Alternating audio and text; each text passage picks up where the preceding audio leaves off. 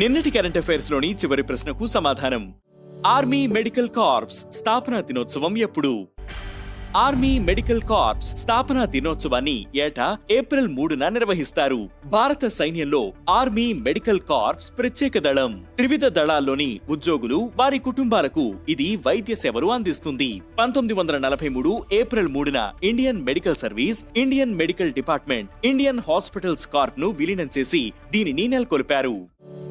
ఇక మొదటిది 62వ National Maritime డేని ప్రారంభించిన మహారాష్ట్ర గవర్నర్.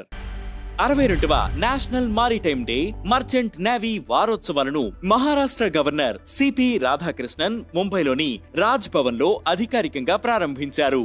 1919 ఏప్రిల్ 5న ముంబై నుంచి లండన్ కు బయలుదేరిన తొలి భారతీయ యాజమాన్యంలోని ఓడైన ఎస్ఎస్ లాయల్టీకి గుర్తుగా ఏటా ఈ రోజున నేషనల్ మారిటైమ్ డేను నిర్వహిస్తారు. ఇక రెండవది భారత్ చైనా దౌత్య సంబంధాలకు 75 ఏళ్లు.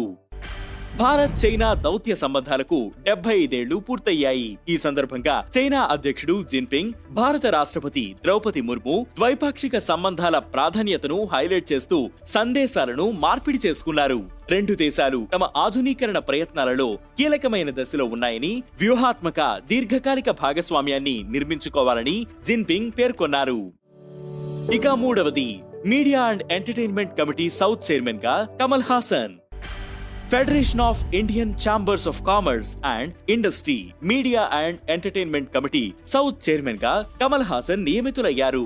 చెన్నైలో జరిగిన FICCI media and entertainment business conclave south connect 2025 సందర్భంగా ఈ ప్రకటన చేశారు. ఇక నాలుగవది వరంగల్ మిర్చికి GI ట్యాగ్. వరంగల్ చపాటా మిర్చికి GI ట్యాగ్ లభించింది. కేంద్ర ప్రభుత్వం ఈ మేరకు ధృవీకరణ పత్రాన్ని అందజేసింది. వరంగల్ జిల్లా దుగ్గొండి మండలం తిమ్మంపేట మిరప రైతు ఉత్పత్తిదారుల సంఘం, మహబూబాబాద్ జిల్లా మల్యాలలోని ఉద్యాన పరిశోధనా కేంద్రం, కొండా లక్ష్మణ్ వర్సిటీలు GI కోసం దరఖాస్తు చేశాయి. ఇక ఐదవది సీనియర్ ఆసియా రెజ్లింగ్ ఛాంపియన్షిప్ లో భారత్ కు 10 పతకాలు. అమ్మాన్లో జరిగిన 2025 సీనియర్ ఆసియా రెజ్లింగ్ ఛాంపియన్షిప్ లో భారత్ 10 పతకాలు సొంతం చేసుకుంది. మొత్తం 30 మంది సభ్యులతో భారత్ ఈ టోర్నీలో పాల్గొంది. మహిళల 62 కేజీల విభాగంలో మనీషా బన్వాలా స్వర్ణ పతకం గెలుచుకుంది. దీంతో పాటు భారత్ 3 రజత, 6 కాంస్య పతకాలు సాధించింది.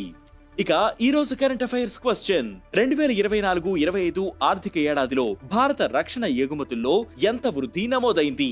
ఈ ప్రశ్నకు సమాధానం మీరే కామెంట్ చేయండి.